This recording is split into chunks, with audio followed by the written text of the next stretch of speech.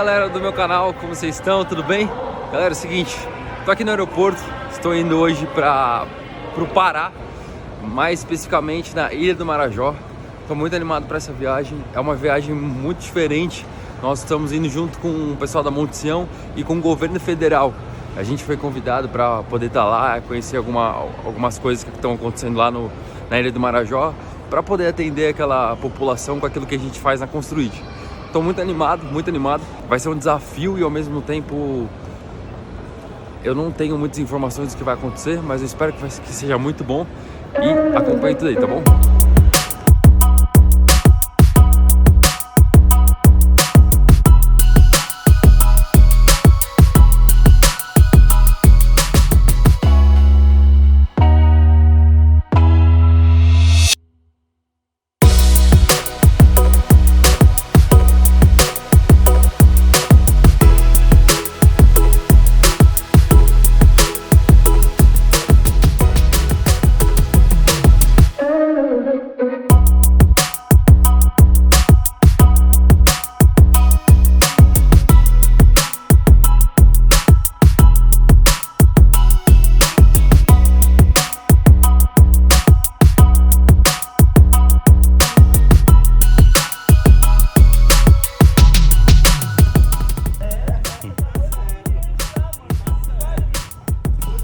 E aí, tudo bem?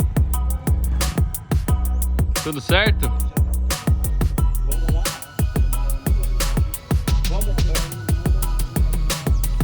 E aí, mano, beleza?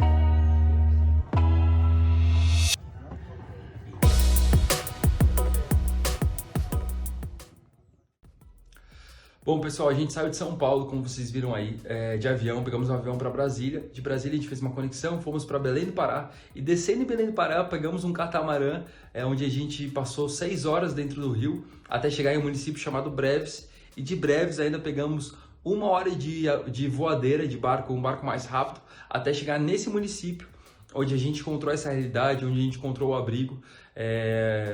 E a gente conheceu essas freiras, que são as fundadoras do abrigo, e é onde eu quero chegar e eu quero falar um pouquinho mais nesse vídeo para vocês. Quando eu estava aqui em São Paulo e eu comecei a ter algumas reuniões sobre a Ilha do Marajó, sobre o que ia acontecer lá, foi me apresentado que de fato era um lugar onde tinha muito abuso, onde era um lugar muito pobre, onde era um lugar onde a gente estaria trabalhando nessa área, nessa questão, e enfim, eu já fiquei meio assim, já imaginei que seria uma coisa difícil. Mas quando a gente chegou lá, eu entendi que era um negócio um buraco muito mais embaixo do que a gente estava imaginando.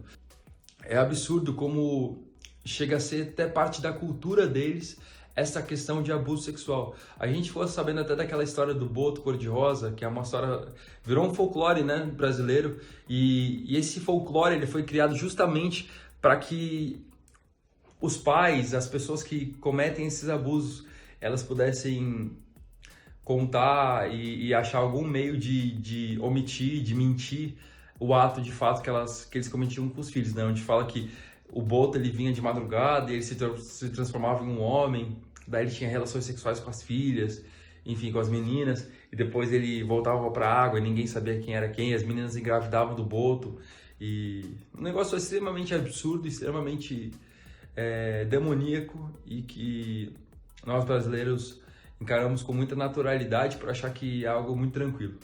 Bom, quando a gente chegou nessa região, e algo que eu quero falar com vocês, primeiro que a gente ficou sabendo que a Ilha do Marajó ela é formada por 16 municípios, né? E dentre esses 16 municípios, 3 deles estão entre os 10 piores IDHs do Brasil. Um deles é o pior IDH do Brasil, que é Melgaço.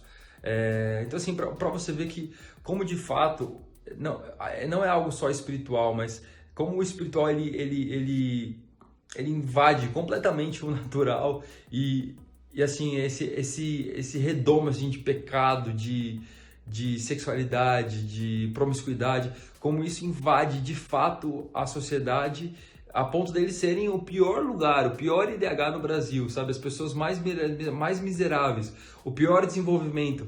Está no lugar onde você vai ver mais abuso, onde você vai ver mais prostituição, e isso é muito triste. Quando a gente começou a conversar com a fundadora do abrigo, né? que é esse lugar onde a gente quer voltar com a Construid ano que vem e, enfim, ajudar eles de alguma forma. Ela falou pra gente algumas histórias, mostrou algumas coisas pra gente e uma coisa que eu quero até falar com vocês aqui é as crianças lá, o abuso sexual, ele não começa com 10 anos de idade, ele não começa com 12 ou, sei lá, 8, mas ele começa quando a criança ainda tem meses de idade. E é isso que me deixou extremamente assustado, porque como o ser humano ele chega num nível tão absurdo. A gente ouviu casos de meses de idade, as crianças já estarem sendo abusadas. E aí, à medida que elas vão crescendo, a família, para conseguir um sustento, para conseguir comida, enfim, suprir as necessidades básicas, elas começam a colocar as meninas para se prostituir. E aí, com 5, 6 anos de idade, você vê meninas no barquinho, pelos rios, indo em direção a barcos maiores, onde tem pessoas que podem ter algum nível de classe social um pouco maior, elas se oferecendo para essas pessoas e 5 anos, 6 anos, 7 anos, 8 anos de idade, você não sabe nem o que você está fazendo, né? Então são crianças mesmo, já vivendo uma vida de sexualidade ativa, sabe? Onde elas estão se vendendo o corpo delas para conseguir trazer dinheiro para casa e sustento, enfim. Uma realidade assustadora. É um nível assim que lá eu não conseguia nem chorar quando eu ouvia as histórias, eu não conseguia nem ter reação. Eu fiquei meio anestesiado, porque era um nível tão bizarro de pecado, de escuridão, que você não tem nem muito o que falar. E aí é muito triste, porque à medida que elas vão crescendo, quando elas já conseguem engravidar com 11, 12 anos, elas já ficam grávidas mesmo, porque elas já estão nessa vida.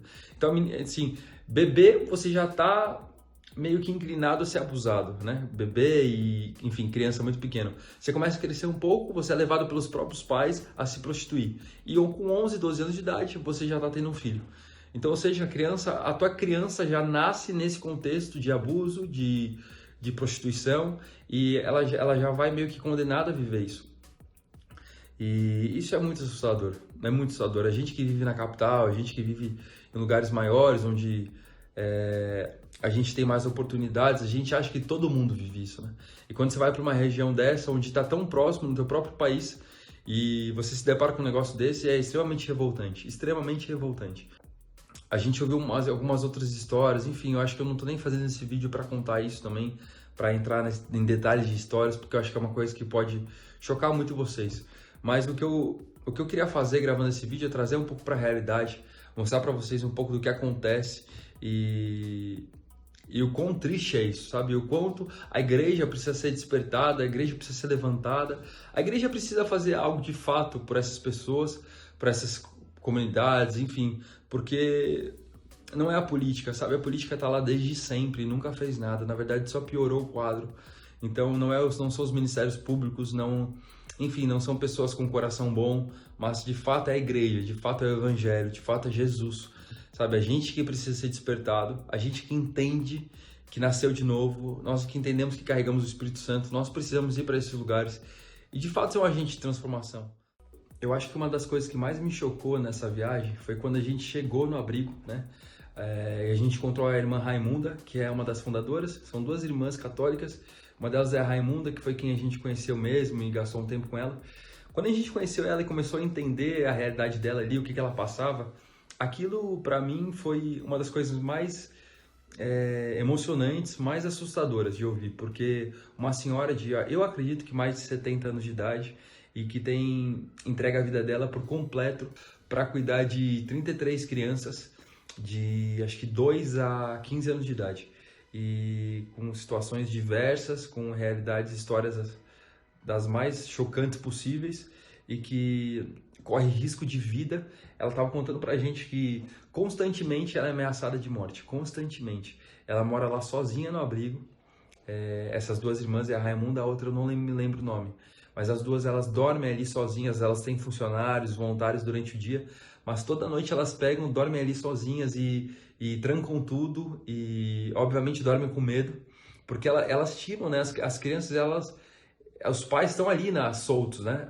pai, tio, enfim, os abusadores estão todos ali próximos do abrigo, no mesmo município ali que está isolado do mundo. Lembra que eu de Belém peguei um catamarã, fiquei 6 horas andando no rio, depois um barco ainda, mais 1 hora, um barco rápido para chegar até onde eles estão. Então é um lugar completamente isolado que ninguém chega ali, se acontecer alguma coisa ninguém vai ficar sabendo. E elas estão pagando mesmo um preço com a vida delas para cuidar dessas crianças. E é isso que mais me assustador, tipo, mais me assustou. Quanto vale a vida de alguém? Quanto vale a vida de uma pessoa? É um valor incalculável, né? Não existe preço para isso. É um valor que não pode ser medido. E é exatamente o que elas estavam fazendo ali, o que elas fazem ali. Elas doaram a vida delas inteira para essas crianças. E sabe, elas não. Quando a gente começou a conversar com elas, eu fiquei muito impressionado com o nível de fé, com o nível de maturidade. Elas contando um pouquinho do que elas estavam fazendo, do que elas vivem. Elas falaram assim para mim: olha, meu filho, pra gente estar aqui de pé e continuar fazendo o que a gente está fazendo, é só por oração. A gente ora 24 horas. A gente paga um preço mesmo, porque senão a gente já tinha desistido disso. E é muito impressionante você chegar no abrigo, quando a gente abriu ali a casa e começou a ir, que as crianças começaram a vir, né, nossa direção, a gente começou a conversar com elas. Eu fiquei impressionado com o amor delas, com o sorriso delas. Elas estavam ali felizes, tipo, por mais que elas tenham todo esse histórico, elas viveram muita coisa, elas devem passar ainda por coisas, mesmo ali naquele cenário de abrigo ali, né, onde elas recebem amor. Eu acredito que a família deve querer visitar e tudo mais. Então, mas crianças muito felizes, muito alegres, e porque você percebe que o evangelho está trazendo essa transformação, sabe? O amor das freiras, o cuidado delas diário ali com elas, é isso que tem dado uma oportunidade das crianças sonharem, uma oportunidade delas serem diferentes, de terem uma vida diferente do qual elas viviam antes.